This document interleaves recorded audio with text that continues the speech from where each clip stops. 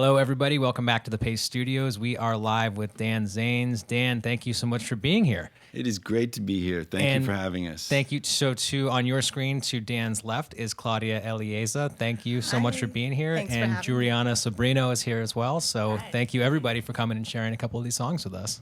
It's great to be here. Yeah, so we're going to hear 4 today. 3 of them are off of Night Train 57, and congratulations is in order there because the album comes out tomorrow. So Yes. Congratulations on the upcoming release. Thank you. And also congratulations to you too, to Dan and Claudia. I heard that you were married earlier this year in a you did the City Hall thing, right? Yes, Snowmageddon. Outstanding. Yeah. I did the Manhattan City Hall thing myself. Oh, so man. It's the happiest place in New York. that's Yeah. right. It's at the Happy DMV. Yeah. Well, so thank you for coming and sharing these songs with us. Can you tell us a little bit about the first one off of Night Train 57 that you're going to play? Yeah, the first one, it's called Night Train 57. It's the, it's sort of the, it was the first single, but the Night Train 57 is a folk opera. It was commissioned by the Kennedy Center last year. They asked if Claudia and I would develop a sensory-friendly folk opera, and we'll maybe take a minute before the next song or something to go deeper on sensory-friendly. But, we're musicians. Claudia's also a board-certified music therapist, but we never created a folk opera before. And we met Juliana and sort of put this thing together with songs that we had, and it's meant to be, an all ages. It's taking what we've always done, playing for all ages audiences, and putting it into a shape with a story and a train that flies into outer space, powered by music. So it's basically has everything that a good folk opera should have. And this is the title song. This is when the picnic table turns into a train and begins to leave the backyard and go into the stratosphere.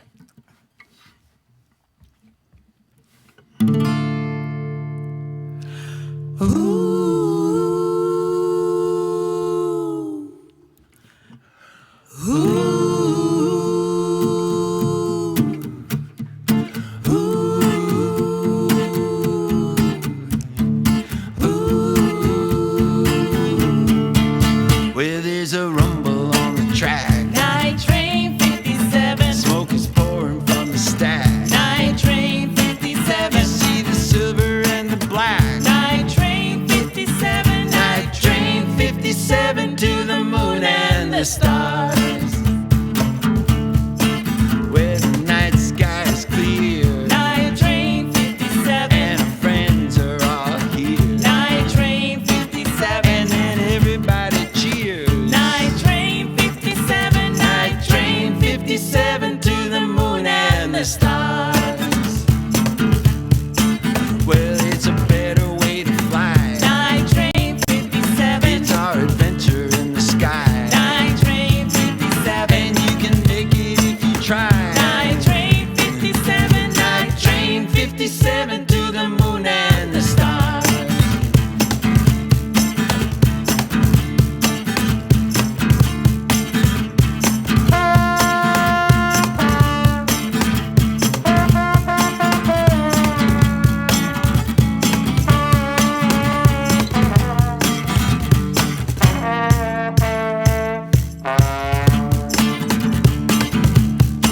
Well, it's a better way to fly. Night Train 57. And you can make it if you try. Night Train 57. It's our adventure in the sky. Night Train 57. Night Train 57 to the moon and the stars.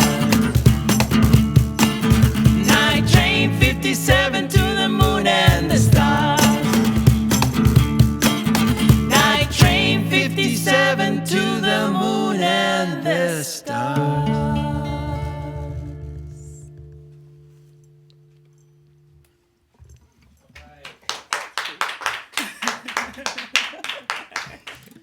Well, that's a great song. Thank you for playing it for us. Thank you. The thing that was striking me during sound check and right now is that without the accompanying stagecraft that happens, without picnic tables flying away, I mean, there's not a lot that differentiates that makes these kids songs or all ages songs. I mean, this sounds like folk music in general. I would imagine that a lot of care has been taken to make these songs make sense in any context, even outside of an all ages kids audience, right? Absolutely, yeah. Our hope is that, we want to create songs that are simple enough for folks to find their way into the music and non-complicated in the sense that it's sophisticated music, but we want something that everyone can participate with, from the very beginning. So, yeah. When you say folk opera, there's a lot of pressure, that people, because nobody really knows what a folk opera is, so Define we were that. hoping to make it something that, that, like Claudia said, everybody would start singing along with, like an old English, like what they say about English music hall, that when people go in the British version of vaudeville, that in the English music hall you had to have people singing along with your new song by the third chorus. If the audience wasn't singing along with a song they'd never heard before, by the end of the third chorus, it was a flop. So the expectation was everybody comes in, they hear your song, they sing along. So we thought that's probably what it should be with a folk opera too. Yeah, well, by that criteria, Night Train 57 is definitely falls into succeeds by that criteria. I was about to start singing, but I felt like it would have been weird if we hadn't rehearsed it at all. If I just started singing off. No, man, feel free. A nice Okay. surprise. Yeah. Feel free. So you've got 3 to play off of Night Train 57. Can you tell us a little bit about the second song you're going to play? Yeah, well, the next song is "What Kind of Train." This is actually a really fun song during the play, because that's where we get to explore the train. They're trying to figure it out. What kind of train is this train? It's just parked in the backyard. So it's basically that. And again, it has also like a part that is very easy for people to just kind of like a call and response, thing. So feel free to sing if you want. I think I'm probably going to sit this one out, but we would love to hear the 3 of you sing. Okay.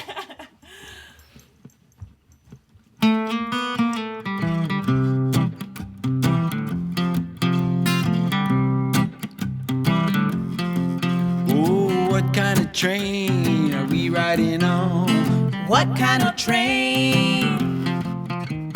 What kind of train are we riding on? What kind of train? Ooh, what kind of train are we riding on? What kind of train? I have no idea. What kind of train are we riding on? What kind of train? There's a car with a garden, a car with a pond, a car with a roller coaster rolling along, a car with a baker always baking bread, a car with a barber shop cleaning up heads. Tell me what kind of train? Ooh, what kind of train are we riding on? What kind of train? What kind of train? What kind of train are we riding on? What kind of train? Well, there's a car full of chickens, a car full of cats, a car full of baseball players all swinging bats, a car full of thrift shops, fancy old clothes, a car full of bubbles that burst on your nose. What kind of train? What kind of train are we riding on? What kind of train? What kind of train? What kind of train are we riding on? What kind of train? There is a car with a playground, a car of ping pong, a car full of people all singing songs, a car with a fireplace warming your feet, a car full of drummers keeping the beat. What kind of train? Woo! What kind of train are we riding on? What kind of train? We said, what kind of train? What kind of train are we riding on? What kind of train? What kind of train? What kind of train? What kind of train? What kind of train? What kind of train? What kind of train? What kind of train? What kind of train?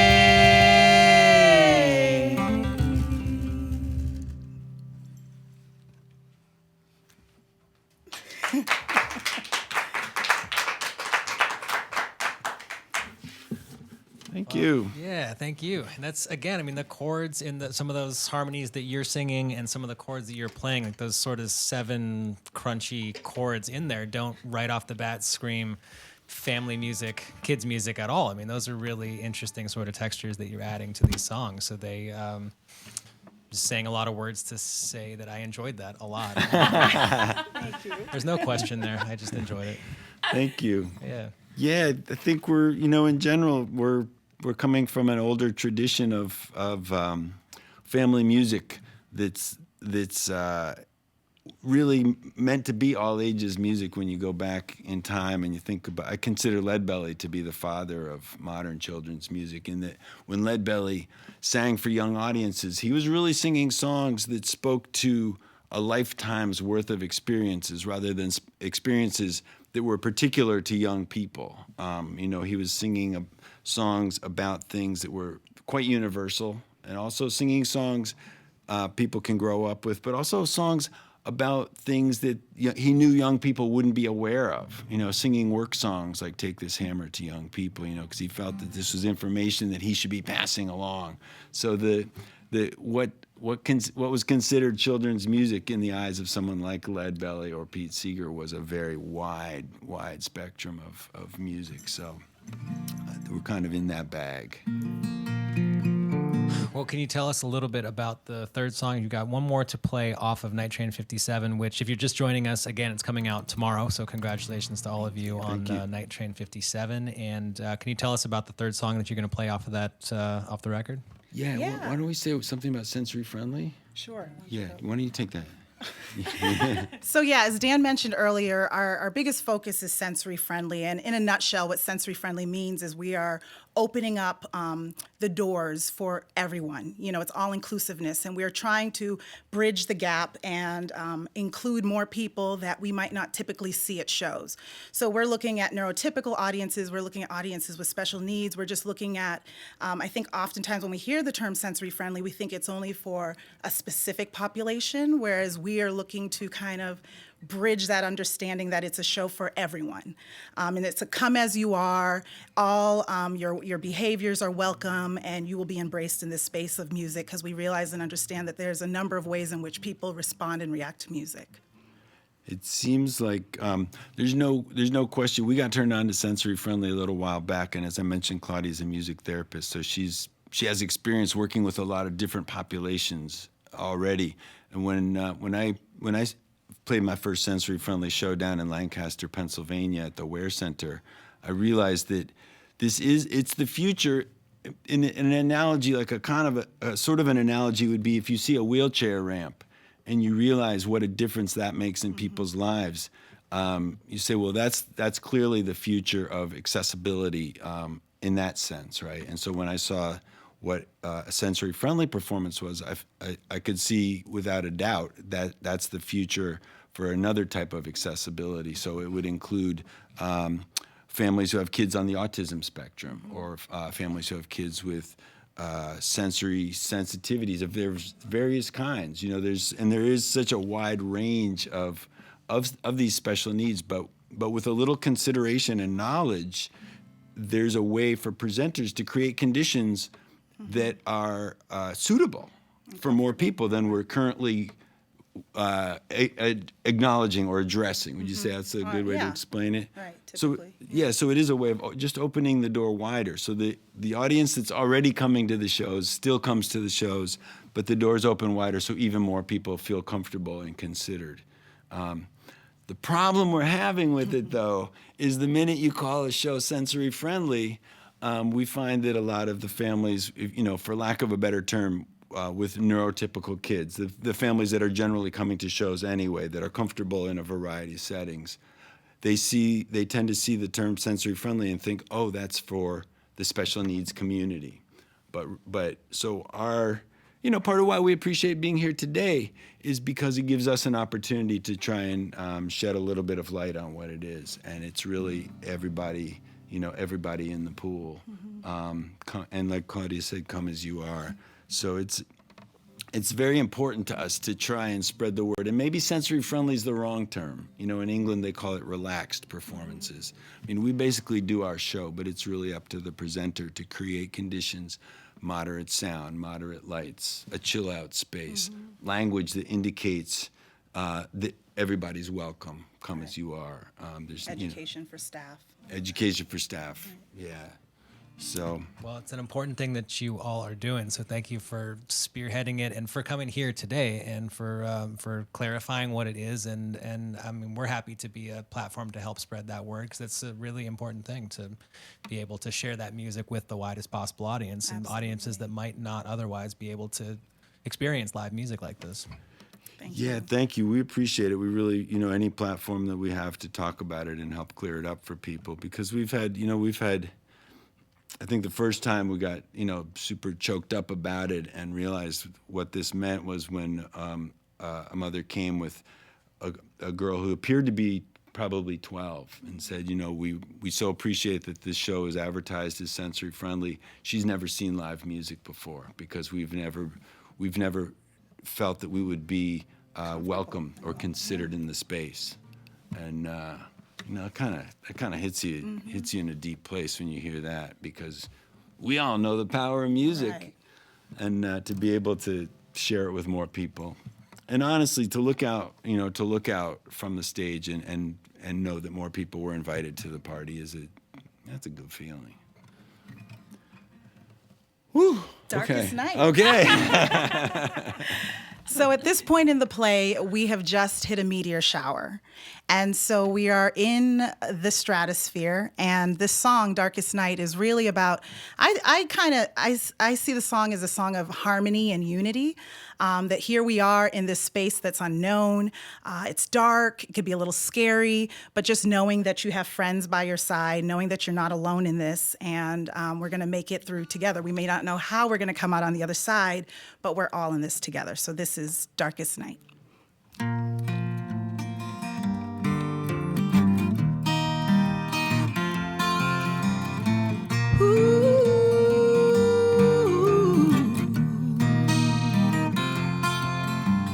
Now it's time to take a ride in the darkest night. Believe and you can find your guide in the darkest night. You can leave home You can leave home inside of a dream, inside of a dream, finding the answer, finding the answer. but they're not what they seem. It's not what they see. Never let your spirit hide in the darkest night. Friends are standing by your side in the darkest night.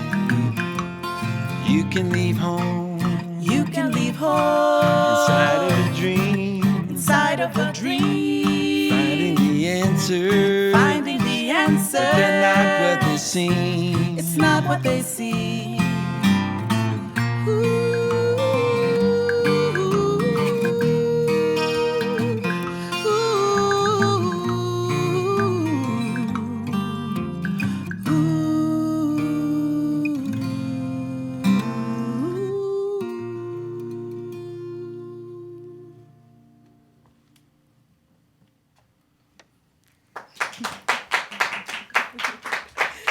Thank you.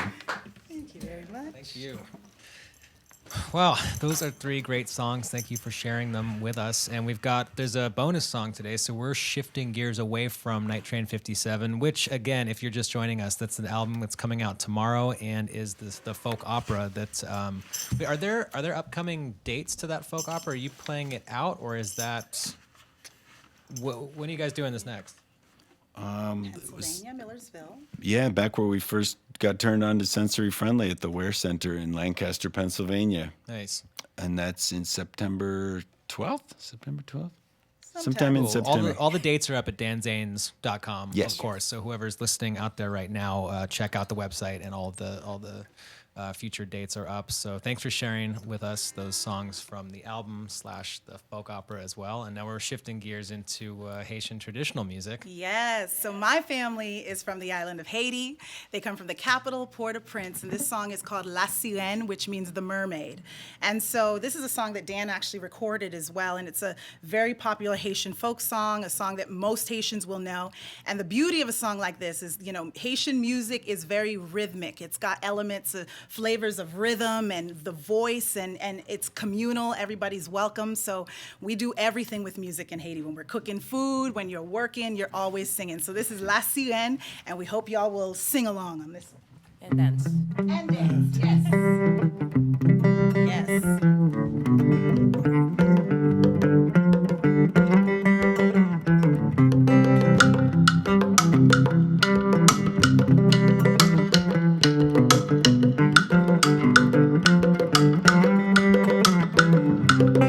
Tap danser ak la sirène, chapeau m tombe dans la mer. Tap fêter ak la sirène, chapeau m tombe dans la mer. Tap fêter la sirène, Japon tombe dans la mer. Tap fêter la sirène, Japon tombe dans la mer. La sirène, la baleine, Japon tombe dans la mer. La sirène, la baleine, Japon tombe dans la mer. Tap fêter la sirène, Japon tombe dans la mer. La sirène, la baleine, Japon tombe dans la mer. Tap danser la sirène, Japon tombe dans la mer. Tap danser la sirène, Japon tombe dans la mer. Tap fêter ak la sirène, chapeau moi tombe dans la mer. Tap fêter ak la sirène, chapeau m tombe dans la mer. Chantez La sirène, la baleine, Japon tombe dans la mer. La sirène, la baleine, Japon tombe dans la mer. La sirène, la baleine, Japon tombe dans la mer. La sirène, la baleine, Japon tombe dans la mer.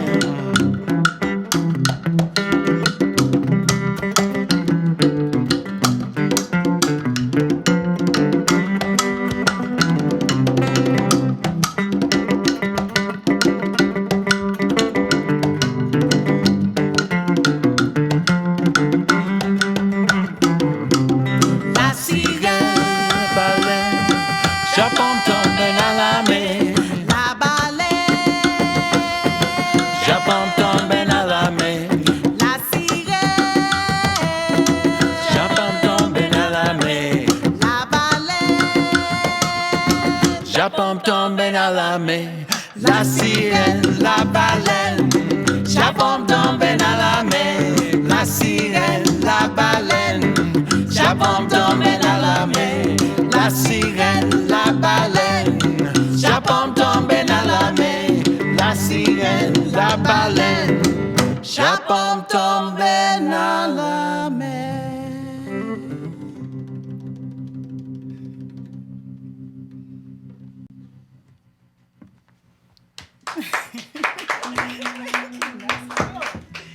All right. Well, that was great. Thank you for coming and sharing those 3 off of Night Train 57 and this bonus song we just heard, La Sirene, Haitian traditional. Thank you so much, Dan Zanes, Claudia Eliaza, Juliana Sobrino. Thank you so much for Thank coming you. through and sharing this music. Hope to see you again sooner than later here at the studio. Thanks again for coming and sharing. Thanks for having us. Thank you.